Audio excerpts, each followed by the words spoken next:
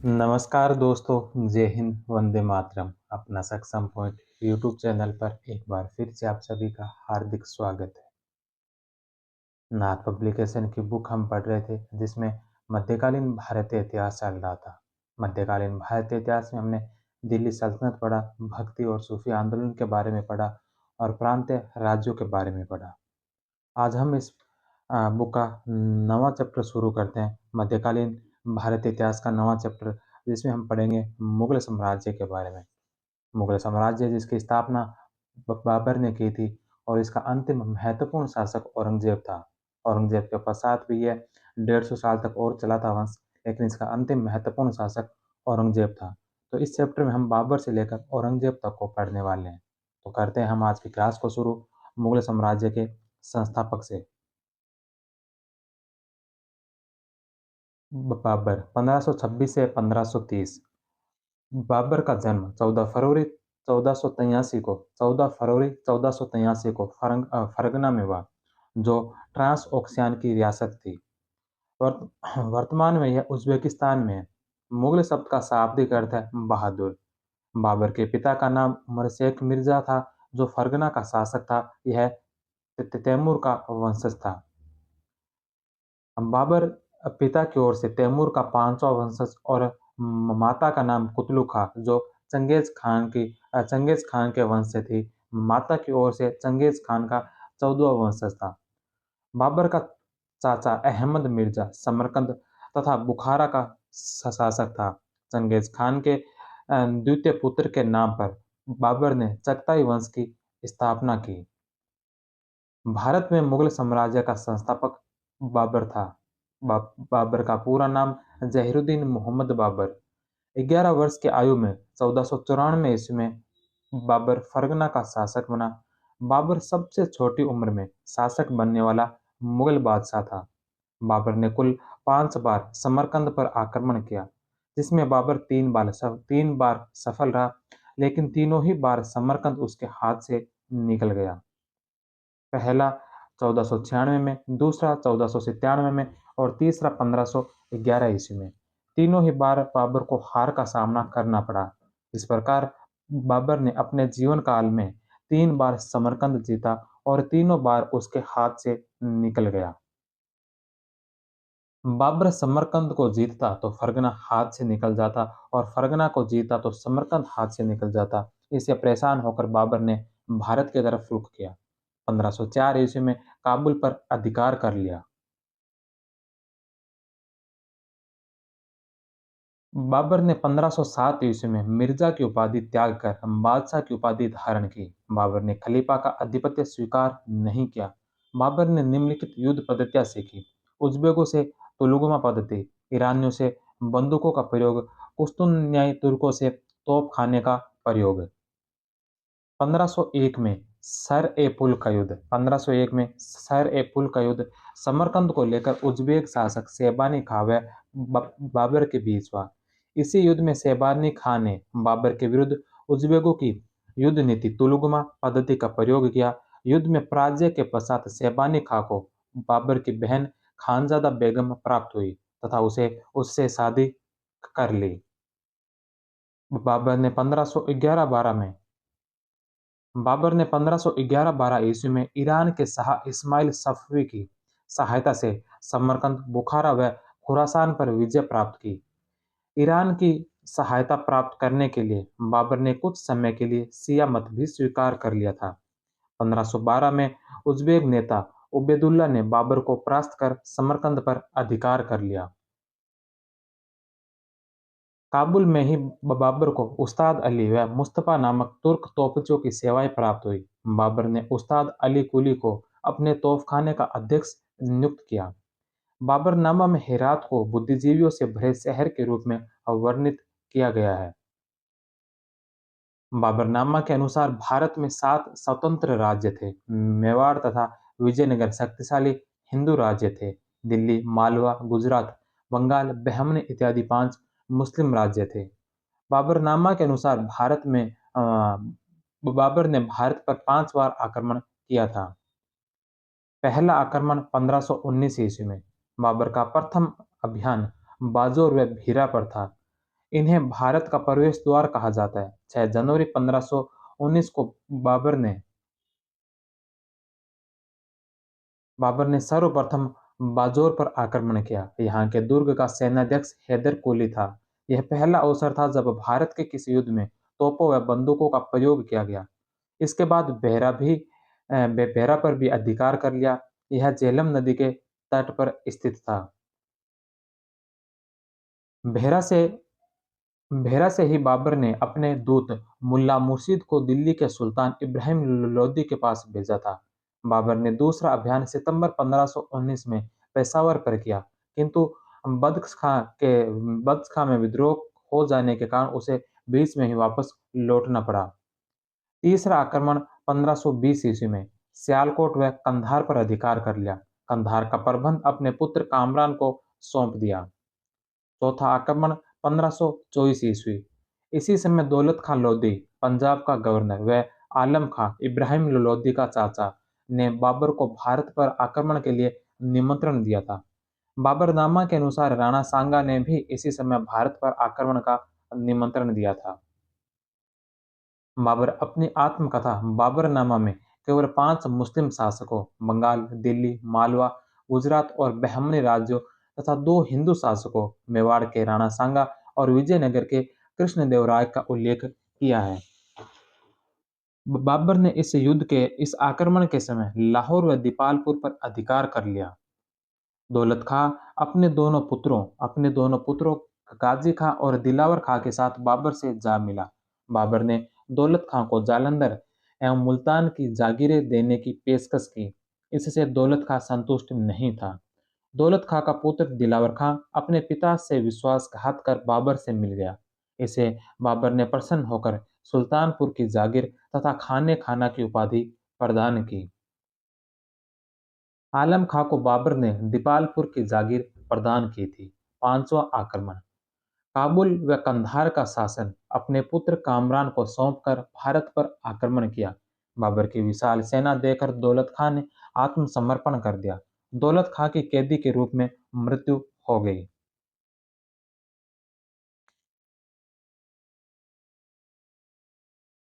पानीपत के प्रथम युद्ध से पहले हुमायूं ने इब्राहिम लोदी की एक सेना को हिसार फिरोजा के पास हराया। बाबर ने खुश होकर हिसार फिरोजा हुमायूं को भेंट कर दिया। पानीपत का प्रथम युद्ध 21 अप्रैल 1526 ईस्वी। यह युद्ध बाबर व इब्राहिम लोदी के बीच हुआ। इस बाब इस बार इसमें बाबर विजयी हुआ। इब्राहिम लोदी युद्ध में मारा गया। इब्राहिम लोदी दिल्ली सल्तनत का एकमात्र शासक जो युद्ध भूमि में मारा गया था। बाबर ने पानीपत में ही ईंटों से मकबरा बनवाकर इब्राहिम लोदी को वहां दफना दिया। इब्राहिम लोदी का मित्र ग्वालियर का राजा विक्रमजीत भी युद्ध में मारा गया। इस युद्ध में बाबर ने सर्वप्रथम तोलुगमा विधि तथा उस्मानी विधि का प्रयोग किया था। विजय का कारण। बाबर का तोपखाना व तोलुगमा युद्ध पद्धति थी। तोपों को सजाने की उस्मानी विधि। तोलुगमा पद्धति यह युद्ध करने की एक विधि है। इसे अब बाबर ने उज़्बेकों से सीखा था। तोलुगमा सेना का वह भाग होता था जो सेना के दाएं व बाएं भाग के किनारे पर कोतल या इतमिस सेना के रूप में खड़ा रहता था। यह चक्कर काटकर शत्रु के पीछे से ध्वंसात्मक हमला करता था। उस्मानी पद्धति। दो गाड़ियों के बीच व्यवस्थित जगह छोड़कर तोपों को चलाने की पद्धति को उस्मानी पद्धति कहते हैं। इसका सर्वप्रथम प्रयोग उस्मानियों ने 1514 में ईरान के विरुद्ध चाल्दिसन युद्ध में किया था। भारत में इस पद्धति को लाने वाला बाबर पहला शासक था। बाबर ने अपनी आत्मकथा बाबरनामा में लिखा है कि हिंदुस्तान के सैनिक मरना जानते थे, लड़ना नहीं। रसब्रुक विलियम बाबर की अभूतपूर्व सफलता का श्रेय उस्ताद अली तथा मुस्तफा खां द्वारा संचालित उसके तोपखाने को देते हैं। आलम खां लोधी पानीपत के प्रथम युद्ध में बाबर के साथ था।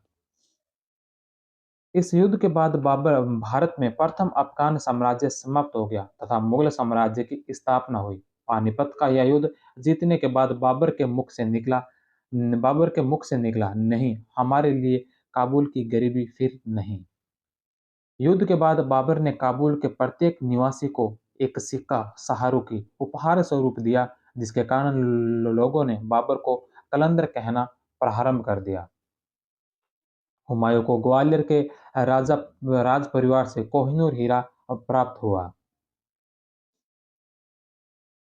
बाबर ने हुमायूं को तिपुचाक नस्ल का घोड़ा दिया। कोहिनूर हीरा का वजन था 320 रत्ती। युद्ध जीतने के पश्चात बाबर सर्वप्रथम निजामुद्दीन औलिया की दरगाह पर गया। इसके बाद कुतुबुद्दीन बख्तियार काकी की मजार पर अपना सिर झुकाया। 27 अप्रैल 1526 को बाबर के नाम से खुतबा पढ़ा गया। रसब्रुक विलियम्स। पानीपत के युद्ध के साथ ही बाबर के इधर-उधर भटकने के दिन समाप्त हो गए। बाबर ने 1526 में खाकान की उपाधि धारण की। खाकान मंगोलों की उपाधि थी। बाबर के द्वारा यह उपाधि धारण करना उसकी मंगोलों के प्रति निष्ठा को प्रदर्शित करता है। पानीपत के युद्ध के बाद जो अमीर भारत में रहने के पक्ष में सहमत नहीं हुए तथा स्वदेश लौट गए थे, वह थे ख्वाजा कल्ला और मीर मीरान। खानवा का युद्ध 17 मार्च 1527 ईस्वी। खानवा के युद्ध से पूर्व 16 फरवरी 1527 ईस्वी को बयाना का युद्ध और राणा सांगा की सेना ने बाबर की सेना को पराजित किया था। राणा सांगा की इस विजय ने मुगल सेना में भय पैदा कर दिया। अब बाबर भी समझ चुका था कि आर पार की लड़ाई लड़नी होगी। यह लड़ाई खानवा के मैदान में हुई। खानवा भरतपुर जिले में गंभीर नदी के किनारे रूपवास तहसील में स्थित आगरा के पश्चिम में 37 मील और फतेहपुर सीकरी से 10 मील की दूरी पर स्थित है। यह युद्ध बाबर व राणा सांगा के मध्य हुआ। राणा सांगा के समर्थक हसन खां मेवाती युद्ध में मारा गया। महमूद लोदी इब्राहिम लोदी का भाई, आलम खां लोदी इब्राहिम लोदी का चाचा, मेदिनी राय चंदेरी का शासक। राणा सांगा के घायल होने पर झाला अज्जा ने छत्र धारण किया। महमूद लोदी ने राणा सांगा को दिल्ली के शासक के रूप में मान्यता दी। इस युद्ध से पूर्व काबुल के ज्योतिषी मोहम्मद शरीफ ने भविष्यवाणी की कि बाबर को हार का सामना करना पड़ेगा। इससे सेना का मनोबल गिर गया। सेना का मनोबल बढ़ाने के लिए बाबर ने निम्न घोषणाएं की।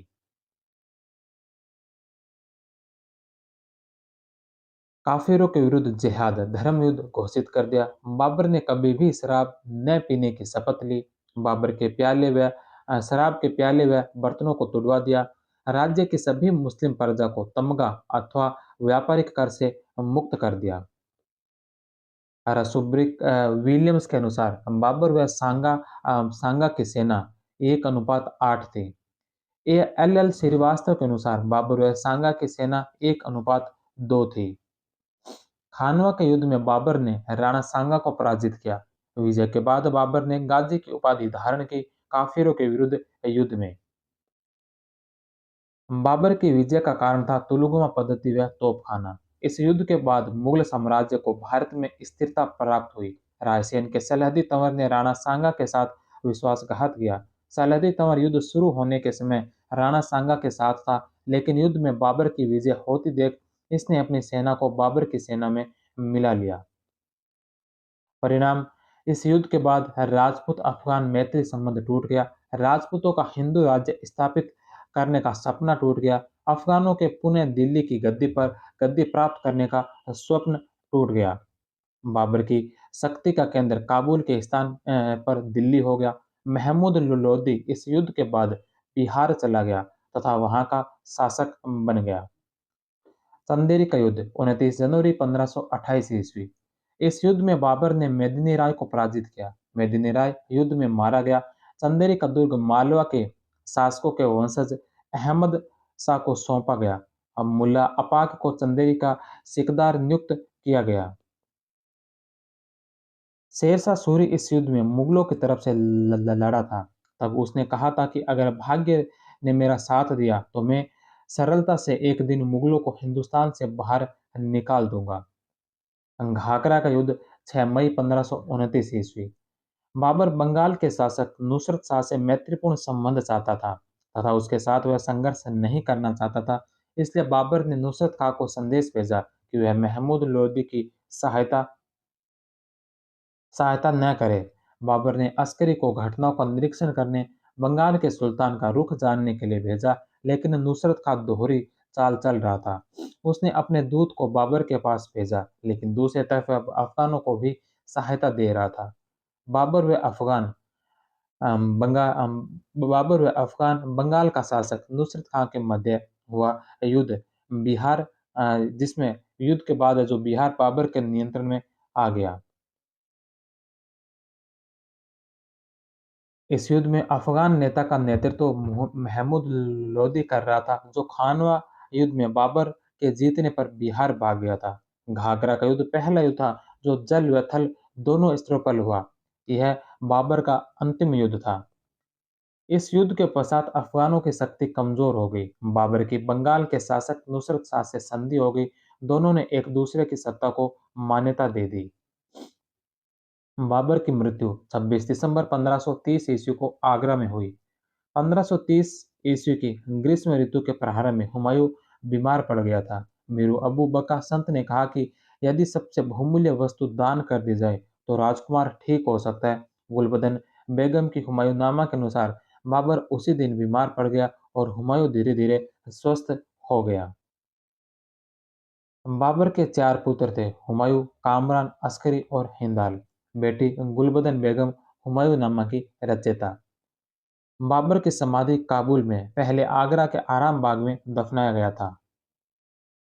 बाद में शेरशाह के शासनकाल में उसकी विधवा पत्नी मुबारक यूसुफजई ने बाबर की अस्थियों को काबुल में एक उद्यान में दफन किया। शेरशाह के समय यहाँ पर बाबर का मकबरा बनवाया। आगरा में जहरा बाग भी बनवाया।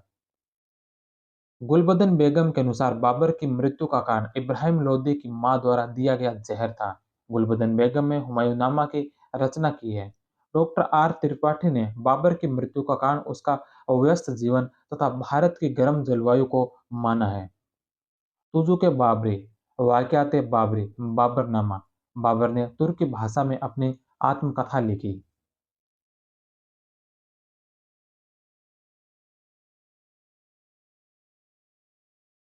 बाबरनामा का 4 बार फारसी में अनुवाद हुआ।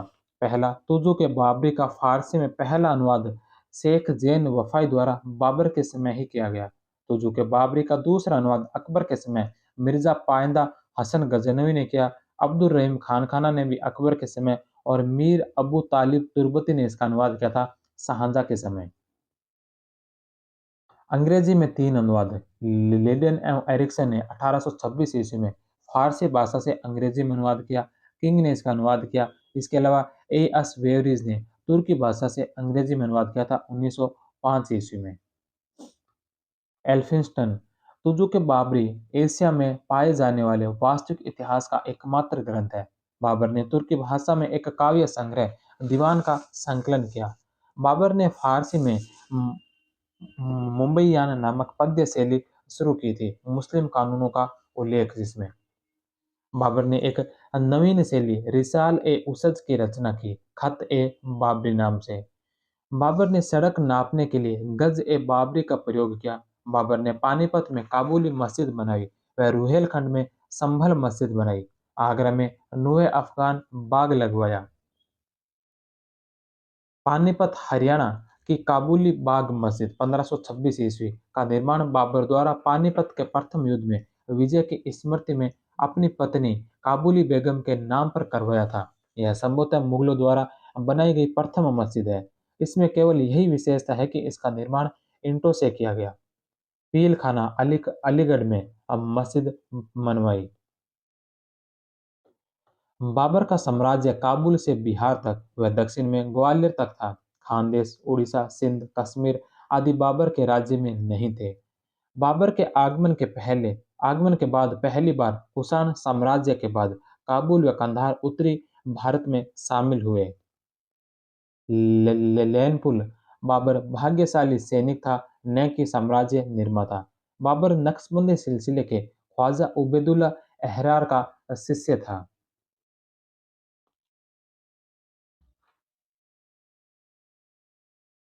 रिसाल ए वालिदिया रिसाल ए वालिदिया पुस्तक बाबर ने इसका तुर्की भाषा में अनुवाद किया। बाबर ने वजहदारी की प्रथा शुरू की। वजह इस जागीर को कहा जाता है जो मुगल सरदारों को वेतन के बदले दी जाती थी।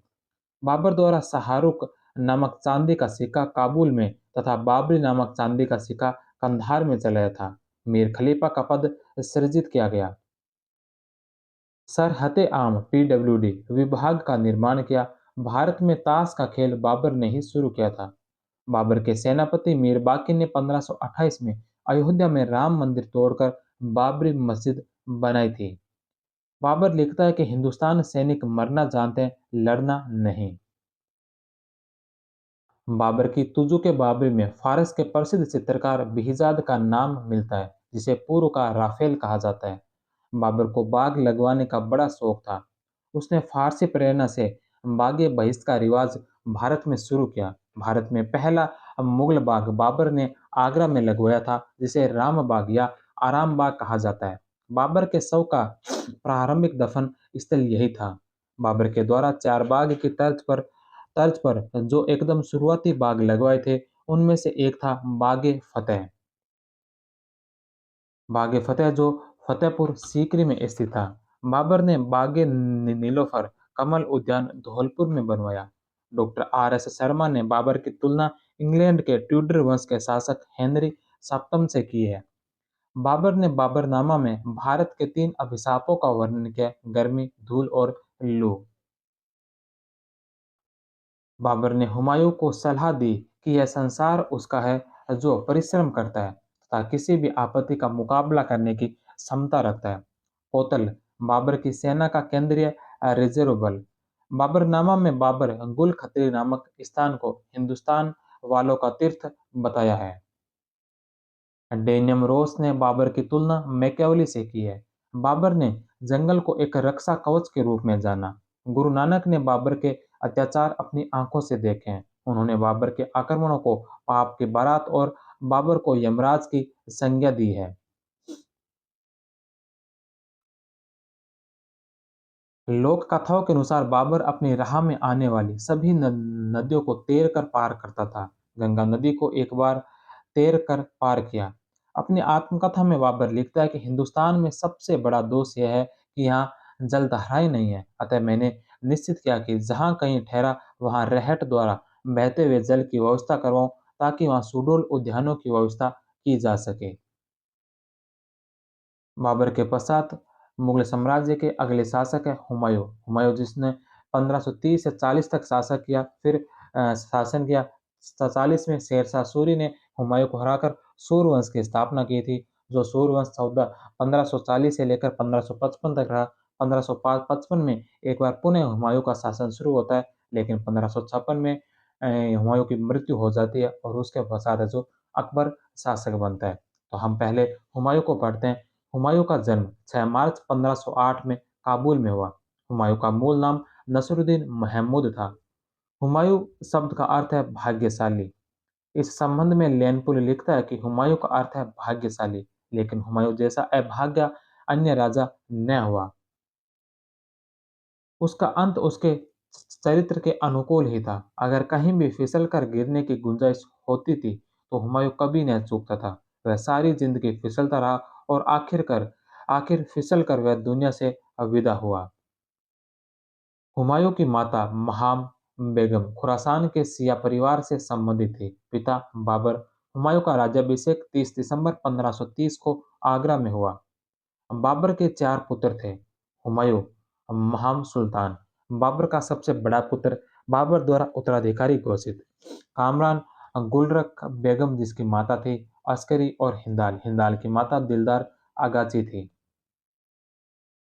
हुमायूं का शिक्षक मौलाना मसही अल दीन कुल्हा एवं मौलाना इलियास थे। हुमायूं तीरंदाजी व घुड़सवारी में माहिर था। हुमायूं को 12 वर्ष की अवस्था में बदशाह के प्रशासन की देखभाल के लिए नियुक्त किया गया था। पानीपत के युद्ध से पूर्व हिसार फिरोजा के निकट एक युद्ध में इब्राहिम लोदी की सेना को परास्त किया था। पानीपत के प्रथम युद्ध में भाग लिया। बाबर की मृत्यु के बाद निजामुद्दीन अली मोहम्मद खलीफा, बाबर का मंत्री, ने षड्यंत्र कर बाबर के बहनोई मेहंदी ख्वाजा को गद्दी पर बैठाने का प्रयास किया, किंतु बाद में यह विचार त्याग कर हुमायूं का समर्थक बन गया, क्योंकि मेहंदी ख्वाजा ने कहा कि शासक बनते ही उसका पहला काम निजामुद्दीन अली खलीफा जैसे षड्यंत्रकारियों की खाल उधेड़ने का होगा। हुमायूं की प्रारंभिक कठिनाइयां असंगठित साम्राज्य, रिक्त कोष संबंधी अथवा मिर्जा मोहम्मद जमा मिर्जा, मोहम्मद सुल्तान मिर्जा व मीर मोहम्मद मेहंदी ख्वाजा। हुमायूं ने अपने भाइयों में राज्य का विभाजन कर दिया तथा ऐसा करने वाला यह एकमात्र मुगल सम्राट था। इसने कामरान को काबुल व कंधार, अस्करी को संभल व हिंदाल को मेवात का अस्करी को संभल का और हिंदाल को जो मेवात का क्षेत्र प्रदान किया। मिर्जा सुलेमान को बदख्शां के राज्य के अधिकार की स्वीकृति दी गई। अफगान, गुजरात व बंगाल से शत्रुता, चारित्रिक दुर्बलताएं। हुमायूं को बाबर ने अपने भाइयों से उदारतापूर्ण व्यवहार करने का निर्देश दिया था। कामरान ने हुमायूं की प्रशंसा में गीत लिखा, जिसके बदले में हुमायूं ने कामरान को हिसार, फिरोजपुर दे दिया।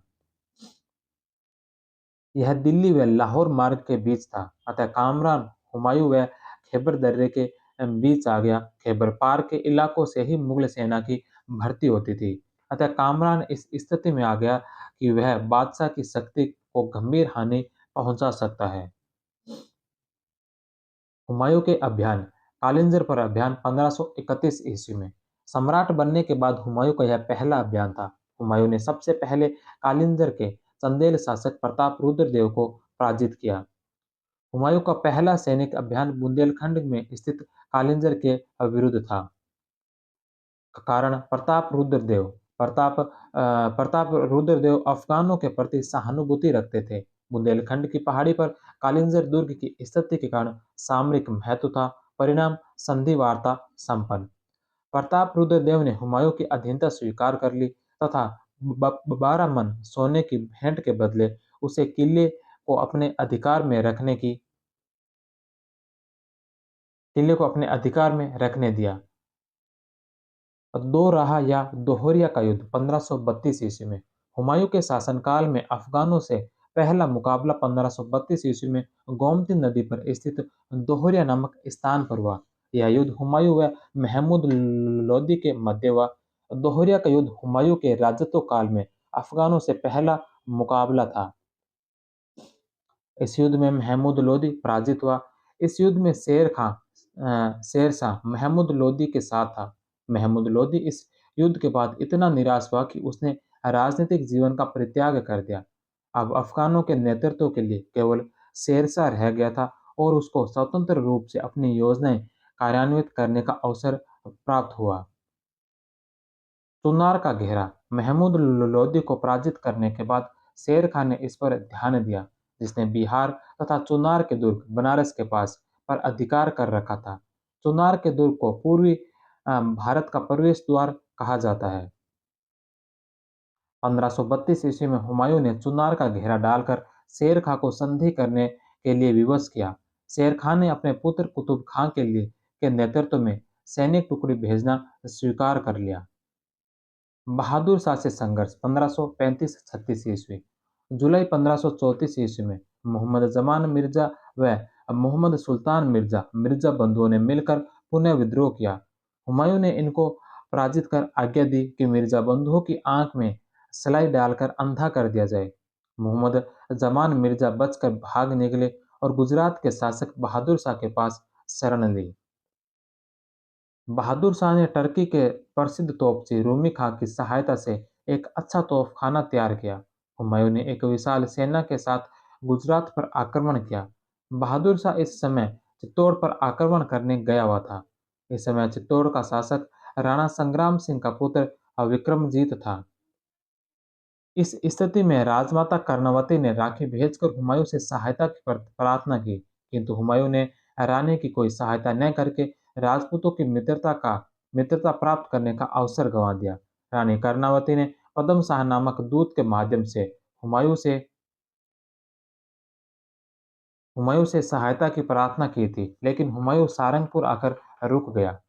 इस समय बहादुर शाह ने हुमायूं को कहलवा भेजा था कि वह एक विधर्मी से लड़ रहा है, तब तक उस पर आक्रमण न किया जाए। बहादुर शाह ने बहादुर शाह ने मोहम्मद मोहम्मद जमान मिर्जा को शरण प्रदान की थी। 1535 ईस्वी में मंदसौर के युद्ध में बहादुर शाह पराजित हुआ तथा हुमायूं ने चंपानेर पर मांडू के दुर्ग पर अधिकार कर लिया। हुमायूं गुजरात में सैनिक सफलता प्राप्त करने वाला पहला मुगल सम्राट था। मांडू तथा चंपानेर पर अधिकार होना मुगलों की महान विजय थी, लेकिन हुमायूं ने लेकिन हुमायूं ने यहाँ के शासक प्रबंध में कोई रुचि प्रदर्शित नहीं की। अतः गुजराती जनता ने बहादुर शाह को मालगुजारी की वसूली के लिए आमंत्रित किया।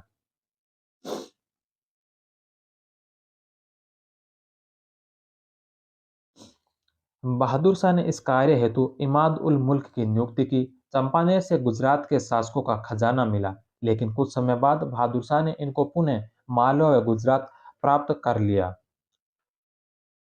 हुमायूं ने अस्करी को गुजरात व मालवा का गवर्नर नियुक्त किया। अस्करी की सहायता के लिए हिंदू बेग को 5,000 घुड़सवारों के साथ वहां तैनात कर स्वयं मांडू लौट गया। लेकिन बहादुर शाह ने उसे गुजरात कुछ समय बाद उसे गुजरात से खदेड़ दिया। लेनपुल ने लिखा है कि गुजरात और मालवा हुमायूं के हाथ में पके फल की तरह गिरे और उतनी ही तेजी से निकल भी गए। बहादुर शाह की 1537 ईस्वी में पुर्तगालियों से झड़प के दौरान समुद्र में डूबने के कारण दीव में मृत्यु हो गई। बहादुर शाह का तोपची रूमी खां इसके पश्चात हुमायूं की सेवा में आ गया। शेर खां से संघर्ष 1537 से लेकर 1540 ईस्वी तक। शेर खान ने 1532 ईस्वी में हुमायूं की अधीनता स्वीकार की थी, लेकिन तब से उसने हुमायूं को कोई राज भेंट नहीं भेजी। शेर खान के पुत्र कुतुब खान को हुमायूं ने जमानत के तौर पर अपने पास रखा था, लेकिन वह गुजरात अभियान का फायदा उठाकर सेना सहित शेर खान के पास भाग गया। हुमायूं के शासक बनने के समय शेर खान दक्षिण बिहार तथा चुनार के दुर्ग पर अधिकार था। चालाक अफगान बताकर बाबर ने हुमायूं को शेर खां के प्रति सचेत किया था। हुम, बाबर ने हुमायूं को सलाह दी थी कि पुत्र इस चतुर अफगान से बचकर रहना, इसके मस्तिष्क पर बादशाह के चिन्ह है। चुनार विजय 1537 ईस्वी। हुमायूं ने 1537 ईस्वी में चुनार का घेरा डाल दिया। चुनार दुर्ग का रक्षक शेर खां का पुत्र कुतुब खां था। 8 माह के घेरे के बाद मुगलों का चुनार दुर्ग पर अधिकार हो गया। इस बीच शेर खां को पर्याप्त समय मिल गया। उसने रोहतास और गोड़ के दुर्गों पर अधिकार कर लिया और गोड़ के खजाने को लूटकर रोहतासगढ़ के किले में सुरक्षित रख दिया। बंगाल के सुल्तान महमूद शाह ने हुमायूं से शेर खां के विरुद्ध सहायता मांगी। अबुल फजल के अनुसार बंगाल के शासक ने हुमायूं को यह बताया कि बंगाल में इतने बड़े बड़े खजाने हैं कि यदि वे उसके हाथ लग जाए तो उनसे सारी दुनिया का खराज अदा किया जा सकता है। चुनार दुर्ग का प्रबंध रूमी खां को सौंपकर हुमायूं ने बंगाल विजय का निश्चय किया। हुमायूं ने 1538 में बंगाल को जीता व राजधानी गोड़ पर अधिकार कर लिया। जब हुमायूं इस स्थान पर पहुंचा तो उसने इस स्थान को बिल्कुल उजड़ा हुआ पाया। सड़कों पर लाशों के ढेर पड़े थे। फिर भी बंगाल की जलवायु उसे भा गई और वहीं ठहरने का निर्णय लिया। गोड़ का नाम बदलकर जनताबाद कर दिया। हुमायूं यहाँ 8 माह तक ऐशो आराम करने लगा। इस बीच शेर खान ने बनारस, कड़ा, बहराइच, कन्नौज व संभल पर अधिकार कर लिया। शेरशाह सूरी ने जौनपुर व चुनारगढ़ को घेरकर आगरा से हुमायूं का संबंध विच्छेद कर दिया। हिंदाल ने शेख बहलोल को मारकर आगरा में स्वयं को बादशाह घोषित कर दिया। गोड़ से वापस लौटने के लिए हुमायूं ने ग्रांट ट्रक रोड का रास्ता अपनाया। तोसा का युद्ध 26 जनवरी 1539 ईस्वी। बंगाल अभियान के पश्चात हुमायूं ने अपनी सेना को वापस लौटने के लिए 2 भागों में बांटा, जिसमें एक भाग का नेतृत्व अस्करी ने किया, वहीं दूसरे भाग का नेतृत्व स्वयं ने किया। गंगा नदी के उत्तरी तट के मार्ग से यात्रा कर लौटते हुए हुमायूं को सेना का मुकाबला चौसा नामक स्थान पर शेर खां की सेना से हुआ। हुमायूं व शेर खां के मध्य बंगाल अभियान से लौटते समय हुमायूं व शेर खां के बीच बक्सर के निकट चौसा का युद्ध गंगा तथा कर्नासा नदियों के मध्य हुआ। परिणाम शेर खां विजयी हुआ। हुमायूं गंगा नदी में कूद गया, तब निजाम नामक एक भिश्ती ने अपनी मशक के सहारे उसे गंगा पार करवाई। हुमायूं का मानना था कि प्रभुसत्ता उसकी निजी संपत्ति है। आगरा पहुंचने पर हुमायूं ने इस भिश्ती को दिल्ली का एक दिन का बादशाह बनाया। तब भिश्ती ने चमड़े के सिक्के चलाए। चौसा का युद्ध निर्णयात्मक था। इस युद्ध में हुमायूं पराजित हुआ। बाबर के भारत आगमन से अब तक के युद्धों में यह मुगलों की प्रथम पराजय थी। इसके पश्चात शेर खां बंगाल व बिहार का शासक बना। तोसा की विजय के बाद शेर खां ने शेरशाह की उपाधि धारण की, खुतबा पढ़वाया, सिक्के भी डलवाए। शेर खां ने सुल्तान ए आदिल की उपाधि भी धारण की। कन्नौज अथवा बिलग्राम का युद्ध 17 मई 1540 ईस्वी। यह शेरशाह व हुमायूं के मध्य हुआ। 1540 ईस्वी में शेर खां तथा हुमायूं के मध्य गंगा तट पर कन्नौज के बिलग्राम नामक स्थान पर पुण्य युद्ध हुआ। इस युद्ध में हुमायूं पुनः पराजित हुआ। उसे भारत छोड़ना पड़ा। इस युद्ध के बाद हुमायूं के भटकने के दिन शुरू हो गए। युद्ध में शेरशाह सूरी की विजय के बाद दिल्ली में सूर वंश की स्थापना तथा द्वितीय साम्राज्य की नींव रखी। द्वितीय अफगान साम्राज्य की। कन्नौज के युद्ध में कामरान हुमायूं का सहयोग करने आया था, किंतु नेतृत्व के प्रश्न पर भेद होने के कारण बिना युद्ध लड़े चला गया। इस युद्ध में तारीख रसीदी के लेखक मिर्जा हैदर दोगलात ने भी भाग लिया था। वह इन्होंने लिखा कि एक भी तीर गोली नहीं चली। वह मुगल सेना युद्ध मैदान से भाग खड़ी हुई। कन्नौज के युद्ध के बाद हिंदुस्तान की सत्ता फिर अफगानों के हाथ में आ गई तथा हुमायूं को भारत छोड़कर 1544 ईस्वी में फारस ईरान के शाह तहमास्प के यहाँ शरण लेनी पड़ी। शाह ने इस शर्त पर शरण दी कि हुमायूं शिया मत स्वीकार करेगा। बैरम खान ने शाह तहमास्प व हुमायूं के बीच संधि करवाई। हुमायूं ने अपने निर्वासन काल में हिंदाल के गुरु मीर अली अकबर की पुत्री हमीदा बानो बेगम से विवाह किया। हुमायूं ने जोधपुर के राजा मालदेव से सहायता प्राप्त करने का प्रयास किया। जब हुमायूं 1541 में भक्कर में था, तब मालदेव ने सहायता का संदेश हुमायूं के पास भिजवाया था, लेकिन हुमायूं ने कोई ध्यान नहीं दिया। 1542 में हुमायूं जोगी तीर्थ कुल ए जोगी पहुंचा। जोगी तीर्थ पहुंचने पर मालदेव द्वारा भेजी गई अश्रफिया तथा रसद से हुमायूं का स्वागत किया गया। मालदेव ने हुमायूं को बीकानेर का परगना देने का आश्वासन आश्वासन दिया। हुमायूं ने मीर समंदर, रायमल सोनी, अतका खां आदि व्यक्तियों को बारी बारी से मालदेव के पास भेजा। सभी मालदेव से शंकित थे, अतः हुमायूं तुरंत अमरकोट लौट गया। हुमायूं का भूतपूर्व पुस्तकालय अध्यक्ष मुल्ला सुर्क उस समय मालदेव की सेवा में था। उसने भी हुमायूं को तुरंत वापस लौट जाने के लिए सूचित किया। अमरकोट के राजा वीरसाल के यहाँ 15 अक्टूबर 1542 को अकबर का जन्म हुआ। इस समय हुमायूं थटा और भक्कर अभियान पर था। अकबर के जन्म का समाचार दादी बेग खान नामक घुड़सवार ने हुमायूं को दिया। हुमायूं ने खुश होकर कस्तूरी बांटी। हुमायूं अकबर को जिजी अनगा और महाअमगा नामक दो भाइयों के संरक्षण में छोड़कर कंधार में ईरान चला गया। हुमायूं ने 1545 ईस्वी में ईरान की सहायता से कंधार जीतकर ईरान के शाह को सौंप दिया। बाद में शाह के पुत्र की मृत्यु होने पर हुमायूं ने कंधार पर अधिकार कर लिया। हुमायूं ने काबुल पर 3 बार आक्रमण किया। आक्रमण के दौरान अस्करी को पकड़ लिया। बाद में हज के लिए मदीना जाने की अनुमति दी। आक्रमण के समय यहाँ का शासक कामरान था। काबुल पर आक्रमण के समय कामरान ने अकबर को दुर्ग की दीवार पर बैठा दिया। तब महामंगा ने अकबर को बचाया था। 1551 ईस्वी में कामरान व हुमायूं के बीच युद्ध हुआ। इस युद्ध में हुमायूं की तरफ से लड़ता हुआ हिंदाल मारा गया। कामरान अंतिम रूप से पराजित हुआ। हुमायूं ने कामरान को अंधा करवा दिया और मक्का जाने की अनुमति दे दी तथा जहां 1558 में उसकी मृत्यु हो गई। अस्करी ने हुमायूं के विरुद्ध कभी भी विद्रोह नहीं किया, बल्कि वह प्राय सभी बड़े युद्धों में हुमायूं के साथ रहा। काबुल निवास के समय कामरान के पुत्र शाह अबुल मालिक के व्यक्तित्व से प्रभावित होकर हुमायूं ने उसे अपनी सेवा में ले लिया। वह उसे फर्जंद कहता था। भारत की पुनर्विजय 1553 ईस्वी में शेरशाह के उत्तराधिकारी इस्लाम शाह की मृत्यु के बाद अफगान साम्राज्य विघटित होने लगा। पंजाब में इस समय सिकंदर सूर शासन कर रहा था। संभल में इब्राहिम सूर शासन कर रहा था। चुनार से बिहार तक के क्षेत्र आदिल शाह सूर के नियंत्रण में था।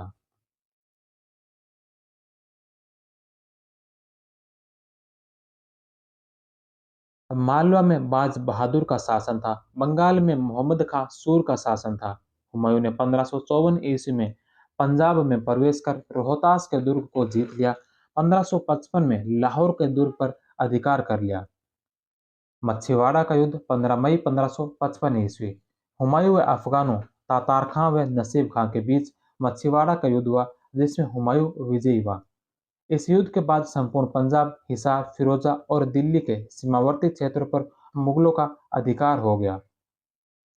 मोहब्बत खां द्वारा मछीवाड़ा की विजय की सूचना तथा लूट में प्राप्त सामग्री पाकर हुमायूं को बड़ी प्रसन्नता हुई। उसने बैरम खां को खान खाना तथा यार वफादार की उपाधि प्रदान की। सरहिंद का युद्ध 22 जनवरी 1555 ईस्वी।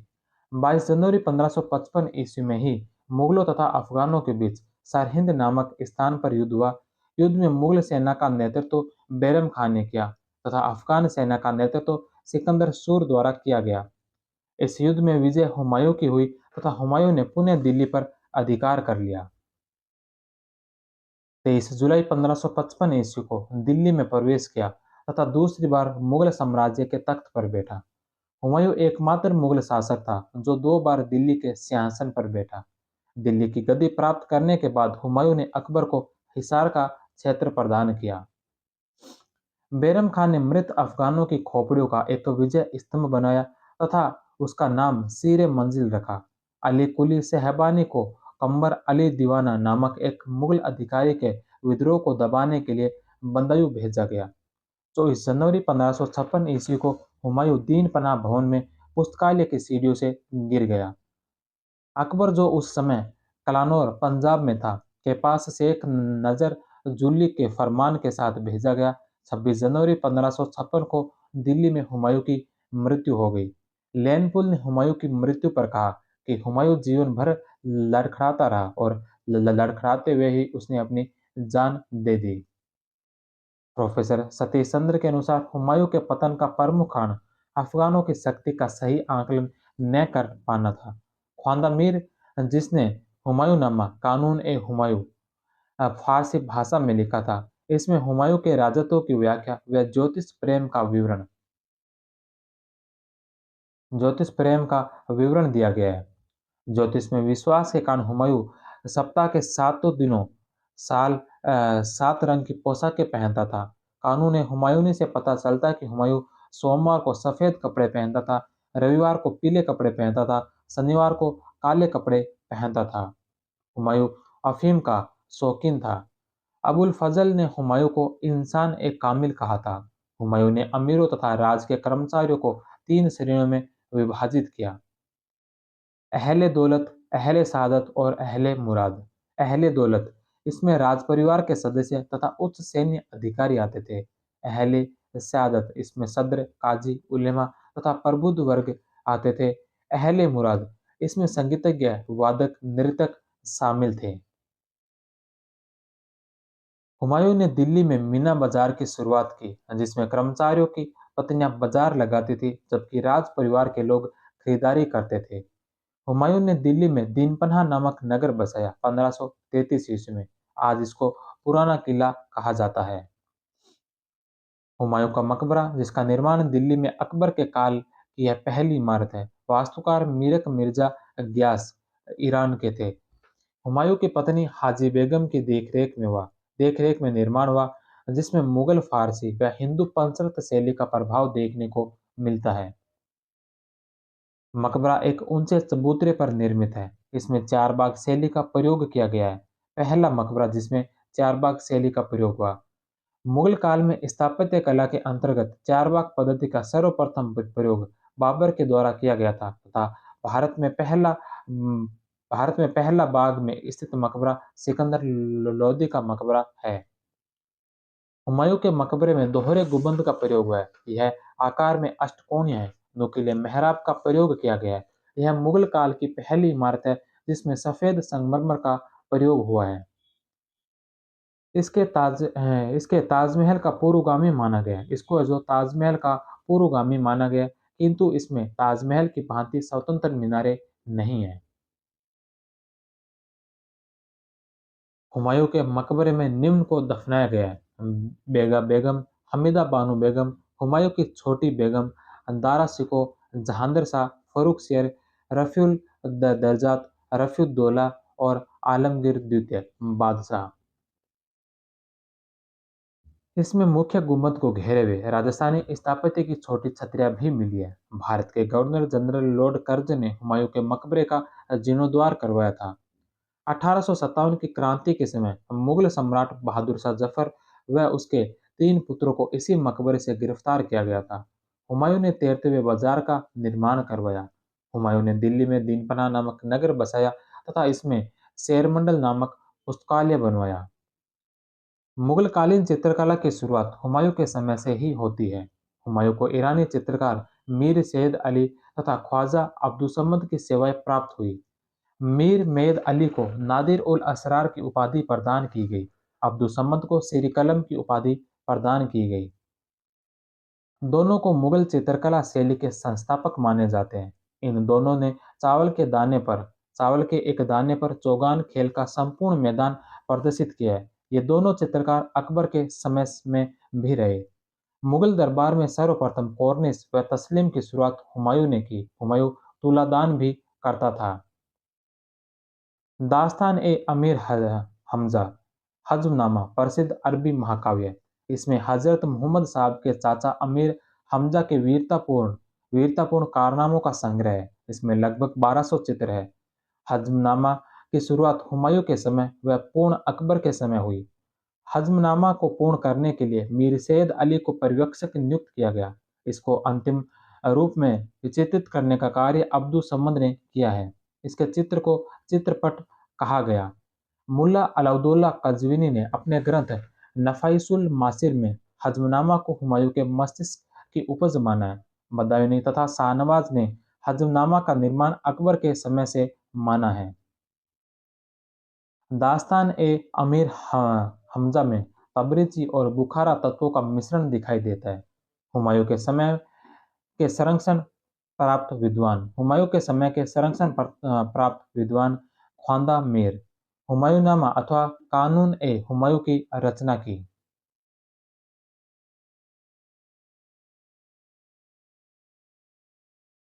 यह नाम अबुल फजल ने अकबरनामा में उद्धृत किया है।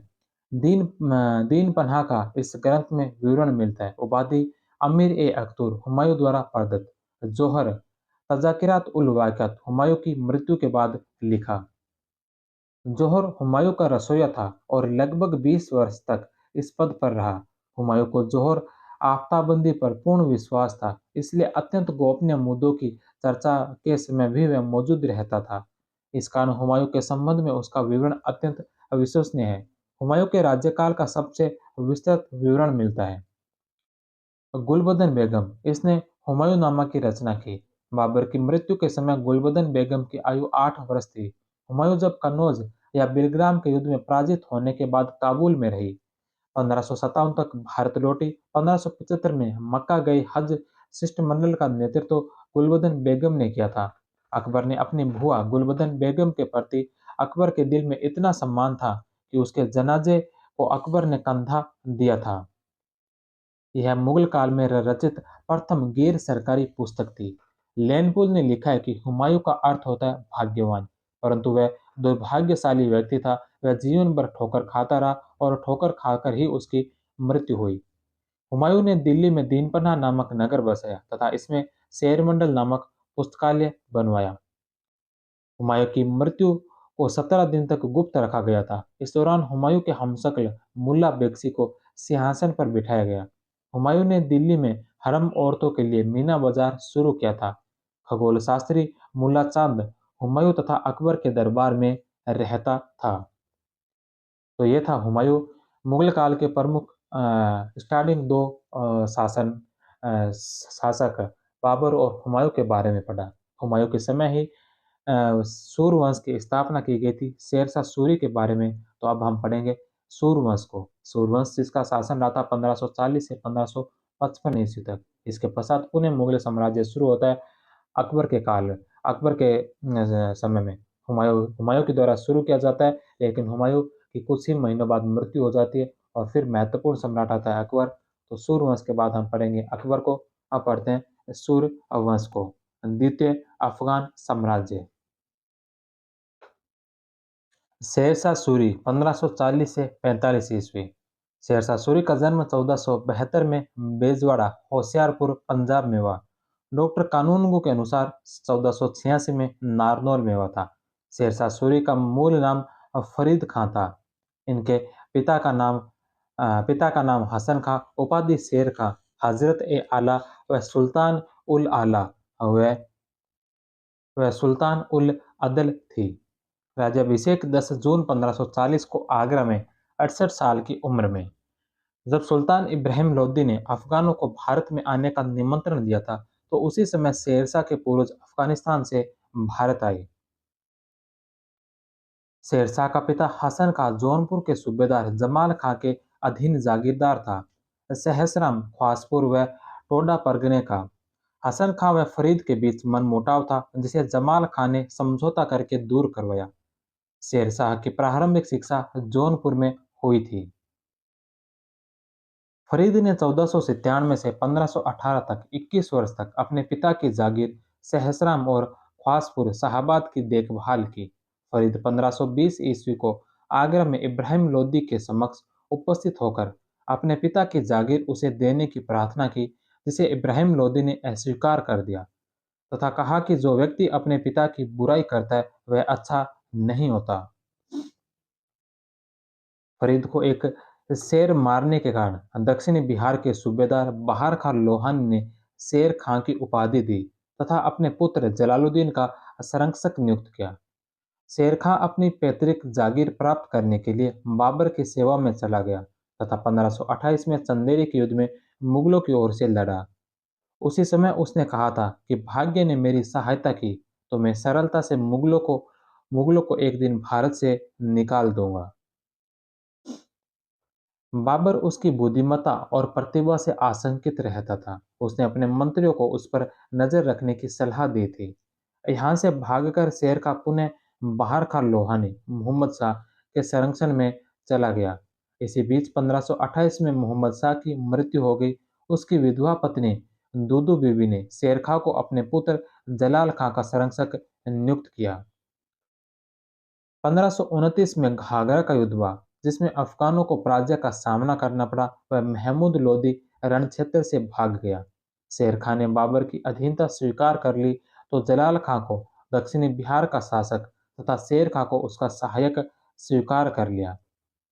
इसी समय जलाल खां की माता दुदू बीजी की मृत्यु हो गई। लोहानी सरदारों ने शेर खां की बढ़ती शक्ति को रोकने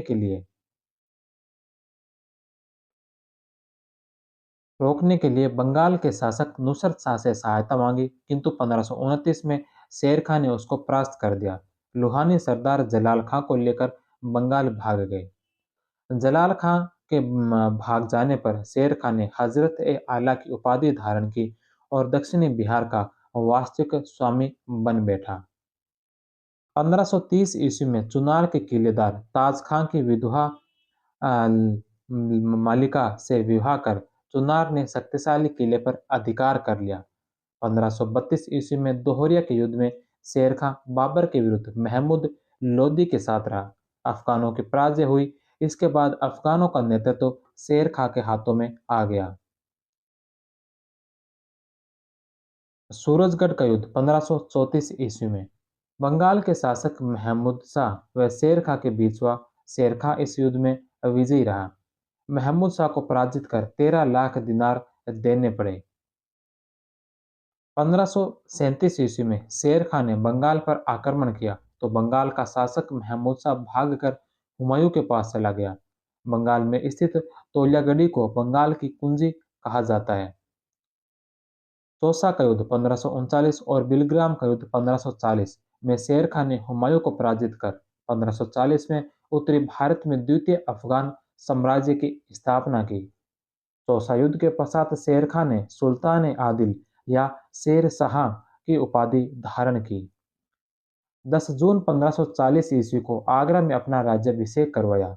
शासक बनने के बाद शेरशाह ने पश्चिमोत्तर में मुगलों के प्रति वफादार गखरों का दमन किया तथा उत्तर पश्चिमी सीमा की सुरक्षा के लिए पंजाब में झेलम नदी के किनारे रोहतासगढ़ किला बनवाया और हेबात खां व ख्वास खां के नेतृत्व में एक शक्तिशाली सेना रखी। शेरशाह के विजय अभियान शेरशाह के विजय अभियान जिसमें मालवा का अभियान मालवा का शासक मल्लू खां था। बहादुर शाह की मृत्यु के मल्लू खां ने बाद कादिर शाह की उपाधि धारण की। 1542 ईस्वी में मालवा की ओर प्रस्थान किया। मार्ग में शेरशाह ने ग्वालियर ग्वालियर के किले पर अधिकार कर लिया। यहाँ के शासक पूरनमल ने अधीनता स्वीकार कर ली। शेरशाह जब मालवा में दाखिल हुआ तो कादिर शाह उसकी सेवा में उपस्थित हुआ। शेरशाह ने उसका स्वागत किया और उसको उसको साथ लेकर उज्जैन की तरफ रवाना हुआ। लेकिन कादिर शाह शेरशाह की धूर्तता जानता था। कादिर शाह को सूचना मिली कि उसे लखनऊ भेजने का बंदोबस्त चल रहा है, तो वह सारा माल असवाब वहीं छोड़कर गुजरात के शासक महमूद तृतीय के पास भाग गया। आगरा लौटते समय मार्ग में रणथंबोर के दुर्ग पर भी अधिकार कर लिया। रायसीन रायसीन अभियान मालवा जीतने के बाद शेरशाह बिहार गया, जहां उसने पाटलिपुत्र के स्थान पर पटना बसाया। रायसीन का शासक पूरनमल था। लंबे घेरे के बाद भी विजय नहीं मिली तो शेरशाह ने चालाकी से काम लिया तथा कुरान पर हाथ रखकर शपथ ली कि यदि किला उसे सौंप दिया जाए तो वह पूरनमल व उसके परिवार के साथ सम्मानपूर्वक व्यवहार करेगा। कुतुब खां व शहजादा आदिल खां इस शर्त के गवाह थे कि पूरनमल ने समझौता स्वीकार कर लिया। मुस्लिम स्त्रियों व परिवारों ने शेरशाह से पूरनमल को सजा देने के लिए कहा, तो शेरशाह ने राजपूतों पर आक्रमण कर दिया। राजपूत लड़ते हुए वीर गति को प्राप्त हुए और महिलाओं ने जौहर कर लिया। यह घटना शेरशाह के नाम पर गहरा धब्बा है। इस घटना के बाद कुतुब खान ने शर्म के कारण आत्महत्या कर ली। बंगाल अभियान शेरशाह सूरी ने 1542 में बंगाल के सूबेदार खिजर खान के विद्रोह का दमन किया और बंगाल को 47 सरकारों में विभाजित किया। सिंध व मुल्तान 1543 ईस्वी शासक बख्शु लंघा इसको पराजित कर शेरशाह ने इन पर सीधा नियंत्रण स्थापित कर लिया। इन पर अधिकार से कंधार से आने वाले मार्ग पर शेरशाह का नियंत्रण हो गया। मारवाड़ विजय 5 जनवरी 1544 ईस्वी शेरशाह के मारवाड़ अभियान के समय मारवाड़ का शासक मालदेव था, जिसकी राजधानी जोधपुर थी। बीकानेर के राजा राव कल्याणमल व मेड़ता के बीरमदेव ने मालदेव के विरुद्ध शेरशाह से सहायता मांगी थी। भीमराज कल्याणमल के भाई शेरशाह की तरफ से लड़े। दादू पंथ में दीक्षित होने के बाद सुंदरदास के नाम से प्रसिद्ध हुए। गिरी सुमेल का युद्ध या जैतरण का युद्ध 5 जनवरी 1544 ईस्वी को 5 जनवरी 1544 ईस्वी को शेरशाह सूरी व मालदेव के मध्य लड़ा गया। शेरशाह ने कूटनीति द्वारा जाली पत्रों का विवरण तैयार कर मालदेव के पास भिजवा दिए। मालदेव आशंकित हो गया तथा युद्ध क्षेत्र से चला गया। मालदेव के सेनापति जेता और कुंपा ने शेरशाह से युद्ध किया तथा वीर गति को प्राप्त हुए। राजपूतों की वीरता से प्रभावित होकर शेरशाह ने कहा, मैं मुट्ठी भर बाजरे के लिए हिंदुस्तान का साम्राज्य खो देता। मारवाड़ के प्रशासक ख्वास खां व ईसा खां को बनाया। मेवाड़ चित्तौड़ मेवाड़ के शासक राणा उदय सिंह ने बिना युद्ध आत्मसमर्पण कर दिया। 1544 ईस्वी में शेरशाह चित्तौड़ पर आक्रमण करने के लिए आगे बढ़ रहा था। उदय सिंह शेरशाह से मुकाबला करने की स्थिति में नहीं था। राणा ने किले की कुंजियां शेरशाह के पास भेज दी, जिससे संतुष्ट होकर शेरशाह लौट गया। केवल उसने ख्वास खां को अपना राजनीतिक प्रभाव प्रभाव रखने के लिए चित्तौड़ में रखा। इस दुर्ग पर शेरशाह का आसानी से अधिकार हो गया। कालिंजर विजय 22 मई 1545 ईस्वी यह शेरशाह का अंतिम अभियान था। इस अभियान के समय कालिंजर का शासक कीरत सिंह था। यह अभियान नाचने गाने वाली दासी को लेकर हुआ, जिसे कीरत सिंह ने देने से इनकार कर दिया। 22 मई 1545 के दिन जब शेरशाह सूरी उक्का नामक आग्नेय अस्त्र चला रहा था, तब वो एक गोला दीवार से टकराकर वापस लौटा और पास पड़े बारूद के ढेर पर गिरा, जिससे शेरशाह घायल हो गया। कालिंजर विजय होने के बाद शेरशाह ने कहा, खुदा की दया है, यह मेरी अंतिम इच्छा थी। शेरशाह व उसके पुत्र इस्लाम शाह ने युग के खलीफा की उपाधि धारण की तथा खलीफा की वैधता को स्वीकार नहीं किया। शेरशाह के पश्चात इस्लाम शाह 1545 से 1553 ईस्वी तक। शेरशाह का छोटा पुत्र जलाल खां इस्लाम शाह के नाम से गद्दी पर बैठा। इस्लाम शाह ने सेना में श्रेणी प्रणाली का प्रचलन किया। अपनी घुड़सवार सेना को 100, 200, 150 और 500 घुड़सवारों की टुकड़ियों में विभाजित किया। इस्लाम शाह ने प्रत्येक शुक्रवार को साम्राज्य के प्रत्येक जिले में इस्लाम शाह ने प्रत्येक शुक्रवार को साम्राज्य के प्रत्येक जिले में दरबार लगाना शुरू किया, जहां इस्लाम शाह की आज्ञाएं पढ़कर सुनाई जाती थी। इस्लाम शाह ने कानूनों को लिखित स्वरूप प्रदान किया। मारवाड़ के शासक मालदेव ने अपनी बेटी कनकाबाई का विवाह इनसे किया था। आजम हुमायूं नियाजी का विद्रोह अफगानों का विद्रोह था, इसको दबा दिया। ख्वास खां की हत्या, यह शेरशाह का प्रमुख अमीर था, यह पंजाब का सूबेदार था। शेख अलाई का दमन, मेहंदी मत का सर्वप्रथम प्रचारक सैयद मोहम्मद मेहंदी था, जो जौनपुर का निवासी था। शेख हसन इसका अनुयायी था। बाद में शेख हसन का पुत्र शेख अलाई उत्तराधिकारी हुआ। मेहदी आंदोलन को तीव्र कर दिया।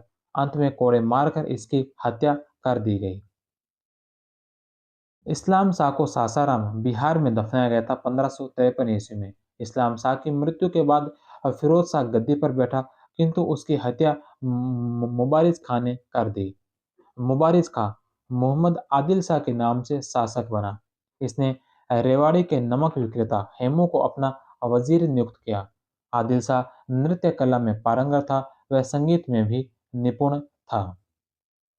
तो यह थे सूर्यवंश के प्रमुख शासक शेरशाह सूरी और अन्य तीन शासक। अब हम पढ़ते हैं शेरशाह का प्रशासन। शेरशाह को साम्राज्य निर्माता एवं प्रशासक के रूप में अकबर का पूर्वगामी माना जाता है। शेरशाह ने कोई नई प्रशासनिक व्यवस्था नहीं दी, बल्कि सल्तनत काल से चली आ रही प्रशासनिक व्यवस्था को ही सुधार कर उसे नवीन रूप दिया। डॉक्टर कानूनगो ने शेरशाह को अकबर से भी श्रेष्ठ रचनात्मक बुद्धि वाला और राष्ट्र निर्माता माना है, जबकि डॉक्टर परमात्मा शरण व डॉक्टर राम प्रसाद त्रिपाठी के अनुसार शेरशाह व्यवस्था सुधारक था, मौलिक व्यवस्थापक नहीं था। अब्बास का सरवानी ने तारीख ए शेरशाही में शेरशाह के लिए लिखा, बुद्धिमत्ता और अनुभव में दूसरा हैदर था। कानूनगो की पुस्तक शेरशाह एंड हिज पीरियड थी। शेरशाह भी एक निरंकुश शासक था। समस्त प्रशासकीय शक्ति समस्त प्रशासकीय शक्ति अपने हाथों में केंद्रित कर रखी थी। स्मिथ ने लिखा, यदि शेरशाह कुछ और वर्षों तक जीवित रहता तो भारतीय इतिहास के रंगमंच पर मुगल न आ पाते। कानूनगो ने शेरशाह को धूल का फूल कहा कि इनके अनुसार किसी भी सरकार में, यहाँ तक कि ब्रिटिश सरकार में भी ऐसी बुद्धिमत्ता दिखाई नहीं देती जैसा कि इस पठान ने दिखाई। सल्तनत काल की तरह शासन के चार प्रमुख विभाग थे: दीवान ए विजारत, दीवान ए आरिज, दीवान ए रसालत और दीवान ए इंसा। दीवान ए विजारत राज्य की आय व्यय की देखभाल से संबंधित था। दीवान ए आरिज सैन्य विभाग से संबंधित था। दीवान ए रसालत या फिर दीवान ए महोत्सव विदेश मंत्रालय से संबंधित था। और दीवान ए इंसा शाही सचिवालय से संबंधित था। अन्य विभाग: दीवान ए कज़ा न्याय विभाग, दीवान ए बरीद गुप्तचर विभाग, दीवान ए समन शाही परिवार के प्रभारी अधिकारी को नियुक्त किया जाता था। प्रांतीय शासन। प्रांतीय शासन डॉक्टर कानूनगो के अनुसार शेरशाह के समय प्रांत नहीं थे, अपितु समस्त साम्राज्य 47 सरकारों में बंटा था। यह मत सही नहीं है। यह व्यवस्था सिर्फ बंगाल के सूबे के लिए थी। डॉक्टर परमात्मा शरण ने कानूनगो के मत का खंडन किया तथा बताया कि केंद्र प्रांतों में विभाजित था, जिसे सूबा कहा जाता था। शेरशाह ने बंगाल को प्रशासनिक सुविधा के लिए 47 सरकारों में बांटा। प्रत्येक को एक छोटी सेना के साथ सिकदारों के नियंत्रण में रख दिया। कारण बंगाल में बार बार होने वाले विद्रोह। सिकदारों की देखभाल के लिए एक असैनिक अधिकारी अमीरान ए बांग्ला अथवा अमीर ए बंगाल को नियुक्त किया। सर्वप्रथम यह पद काजी फजीलात नामक व्यक्ति को प्रदान किया गया। बंगाल के अतिरिक्त शेष साम्राज्य इक्तो या सूबों में बंटा हुआ था। इक्ता सूबों के गवर्नर को हाकिम, फौजदार या मोमिन कहा जाता था। ये अपनी सैनिक टुकड़ी रखते थे तथा कानून व्यवस्था बनाते थे। अबुल फजल के अनुसार शेरशाह का साम्राज्य 63 सरकारों में बंटा था। सरकार या जिलों का शासन सूबे सरकारों में विभक्त थे। प्रत्येक सरकार में दो प्रमुख अधिकारी होते थे, सिकदार ए सिकदारान और मुंसिफ ए मुंसिफान। सिकदार ए सिकदारान इसका कार्य कानून व्यवस्था बनाए रखना था। वह एक सैनिक अधिकारी भी होता था। फौजदारी न्याय के मामले देखता था। अधीनस्थ परगनों के सिकदारों के कार्यों का निरीक्षण करना था। मुंसिफ ए मुंसिफान इसका कार्य राजस्व संग्रह, लेखा जोखा रखना व दीवानी मुकदमों का फैसला करना था। परगनों का शासन सरकार परगनों में विभक्त थी। प्रत्येक परगने में निम्नलिखित कर्मचारी होते थे। सिकदार इसके पास एक सैनिक दस्ता था। इसका काम शांति व्यवस्था बनाए रखना था। मुंसिफ अमीर या आमिल दीवानी मुकदमों का निर्णय करना तथा भूमि की माप एवं लगान व्यवस्था की देखभाल करना था। फौजदार खजांची होता था। कारकुन लिपिक होता था। हिसाब किताब लिखता था। खाते फारसी व स्थानीय भाषा हिंदवी दोनों में रखे जाते थे। ग्राम प्रशासन प्रशासन की सबसे छोटी इकाई ग्राम थे। मुकदम या मुखिया गांव में शांति व्यवस्था बनाए रखना होता था। पटवारी जो कृषकों की भूमि व उपज का ब्यौरा रखते थे। सैन्य संगठन शेरशाह ने अलाउद्दीन की भांति घोड़ों को दागने व सैनिकों का हुलिया लिखने की प्रथा का अनुसरण किया। सैनिकों को नगद वेतन दिया जाता था। सैनिक अधिकारियों को एक स्थान पर 2 वर्ष से अधिक समय तक रुकने की व्यवस्था नहीं थी। शेरशाह के शासनकाल में पुलिस की कोई पृथक व्यवस्था नहीं थी। विभिन्न अधिकारी अपने अपने क्षेत्रों में शांति व्यवस्था स्थापित करते थे। ब्रह्मजीत गौड़ शेरशाह का सेनापति था। शेरशाह ने एक संगठित गुप्तचर प्रणाली की स्थापना की। गुप्तचर विभाग के अध्यक्ष पद पर दरोगा ए डाक चौकी की नियुक्ति की गई। कानून ए न्याय व्यवस्था शेरशाह एक न्यायप्रिय शासक था। उसने सुल्तान उल अदल की उपाधि धारण की। शेरशाह राज्य का सबसे बड़ा न्यायाधीश था। प्रत्येक बुधवार को स्वयं न्याय के लिए बैठता था। शेरशाह का कहना था कि न्याय कार्य धार्मिक कार्यों में सर्वश्रेष्ठ है और इसे सभी काफिर और मुसलमान बादशाह स्वीकार करते हैं। अब्दुल कादिर बदायूं शेरशाह की न्यायप्रियता की प्रशंसा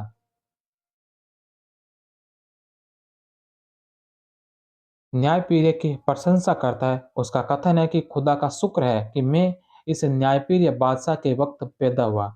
दीवानी मामलों मुकदमों का फैसला मुंसिफ ए मुंसिफान तथा मुंसिफ द्वारा। फौजदारी मामलों का निर्णय सिकदार ए सिकदारान तथा सिकदार द्वारा। इसके अतिरिक्त काजी व मीर अदल नामक अधिकारी होते थे। गांव के मुकदमों का फैसला ग्राम पंचायतें करती थी। न्याय व्यवस्था में स्थानीय उत्तरदायित्व का सिद्धांत लागू था। चोर लुटेरों को पकड़ने की जिम्मेदारी भी उस क्षेत्र के अधिकारी या ग्राम मुखिया चौधरी मुकदम की होती थी। चोर न पकड़ने पर उसकी क्षतिपूर्ति संबंधित अधिकारी या ग्राम मुखिया को करनी पड़ती थी। न्याय व्यवस्था कठोर थी। शेरशाह की कानून व्यवस्था पर अब्बास का सरवानी ने लिखा है। शेरशाह की कानून व्यवस्था पर अब्बास का सरवानी ने लिखा है कि एक बार एक वृद्ध स्त्री सिर पर स्वर्ण आभूषणों की गठरी लेकर निकल पड़ी, लेकिन किसी चोर की उसके पास पहुंचने की हिम्मत नहीं हुई थी। भू राजस्व प्रशासन शेरशाह के सुधारों में सबसे अधिक महत्व राजस्व संबंधी सुधारों को दिया जाता है। राज्य की आय का मुख्य स्रोत भूमि कर या लगान था। शेरशाह की लगान व्यवस्था रेतवाड़ी थी, जिसमें किसानों से प्रत्यक्ष संबंध था। भू राजस्व निर्धारण के लिए रई रे या फसल दरों की सूची तैयार करवाई। युद्ध के समय वह इस बात का ध्यान रखता था कि खेती को कोई हानि नहीं पहुंचे, और जो हानि हो जाती थी उसकी पूर्ति की जाती थी। शेरशाह की लगान व्यवस्था की विशेषताएं। शेरशाह की लगान व्यवस्था मुख्य रूप से रेतवाड़ी थी, जिसमें किसानों को प्रत्यक्ष संपर्क स्थापित किया जाता था। यह व्यवस्था पूरे साम्राज्य में लागू नहीं थी। मुल्तान, मालवा, राजस्थान व पश्चिमी पंजाब आदि प्रदेशों में भू राजस्व के आंकलन की बटाई, गल्ला बख्शी व कानकूट नस्क या मुक्तई प्रणालियां प्रचलित थी। मुल्तान में बंटाई प्रथा ही प्रचलित रही। लगान निर्धारण की तीन विधियां। गल्ला बख्शी अथवा बटाई, किसान व राज्य के बीच बंटवारा, जिसकी तीन प्रणालियां प्रचलित थी।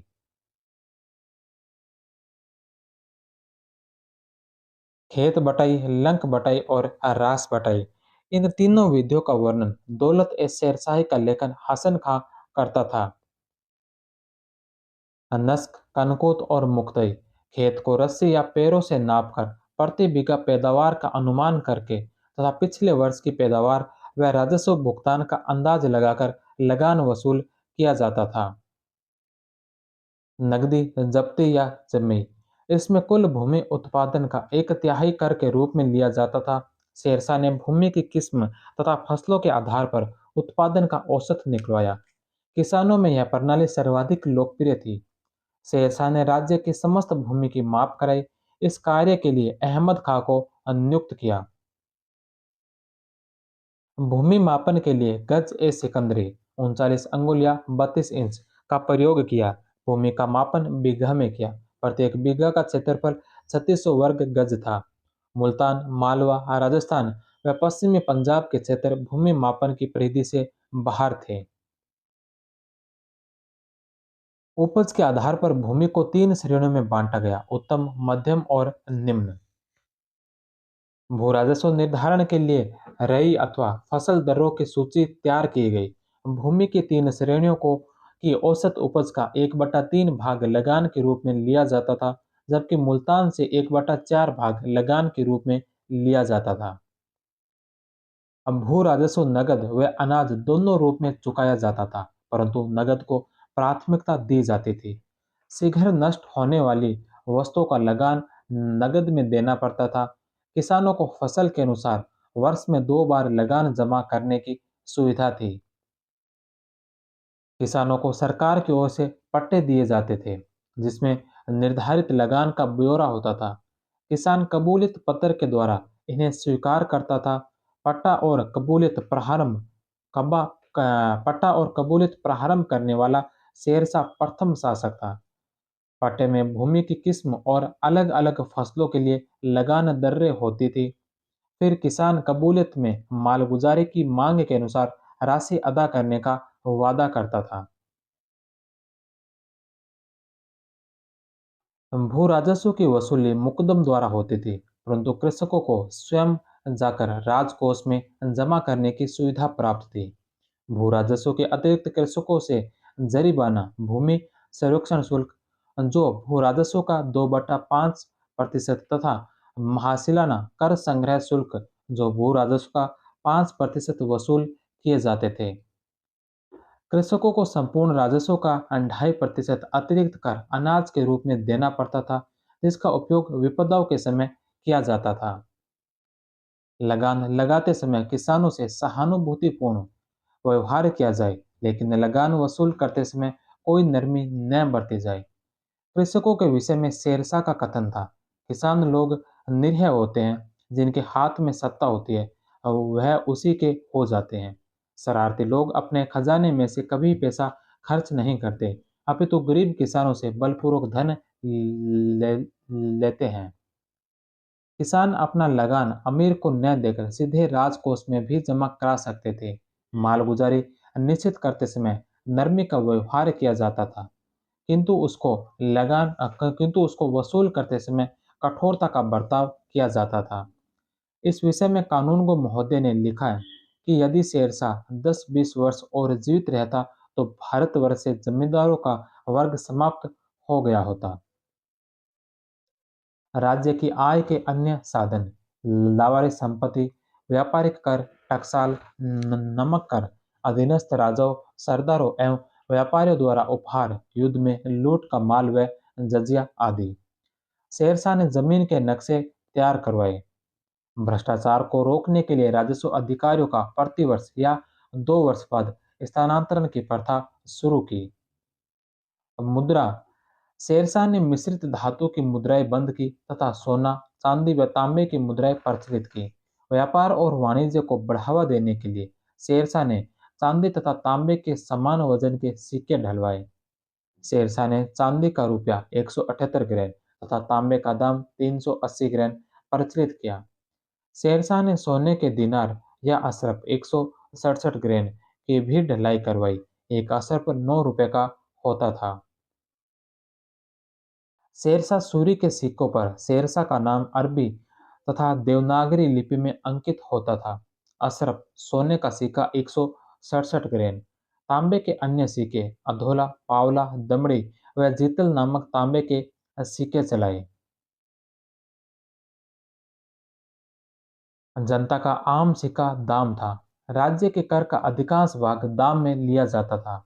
शेरशाह सूरी के काल में सिक्के ढालने की 30 टकसालें थी। शेरशाह के कुछ सिक्कों पर प्रथम 4 खलीफाओं के नाम मिलते हैं जो अबू बकर, उमर, उस्मान और अली थे। रुपया नाम का सिक्का सर्वप्रथम शेरशाह सूरी ने चलाया था। इसमें 178 ग्राम शुद्ध चांदी होती थी। स्मिथ ने लिखा है, यह रुपया वर्तमान में ब्रिटिश मुद्रा प्रणाली का आधार है। यह 1835 ईस्वी तक ब्रिटिश ईस्ट इंडिया कंपनी द्वारा भी चालू माना गया। शेरशाह ने दाम के आधे, चौथाई व 16वें भाग के सिक्के भी चलाए थे। सड़कें व सराय, शेरशाह ने सड़कों और संचार व्यवस्था में सुधार पर बहुत बल दिया।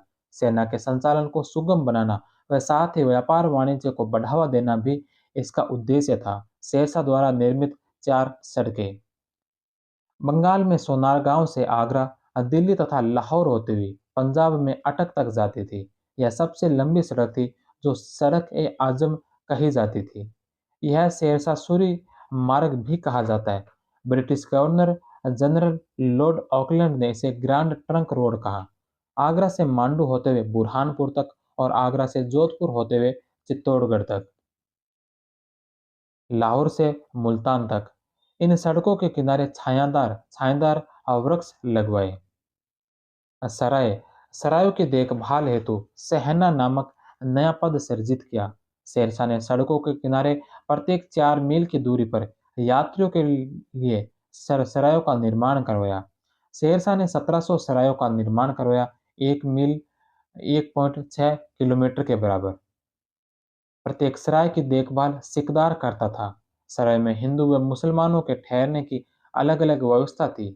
प्रत्येक सराय में 2 घोड़ों की व्यवस्था थी जिससे डाक व सूचनाएं भेजने का काम द्रुत गति से किया जाता था। डॉक्टर कानूनगो के अनुसार ये सराय सामाजिक रूपी शरीर की धमनियां थी। शेरशाह के समय 16 सैनिक चौकियों का विवरण मिलता है।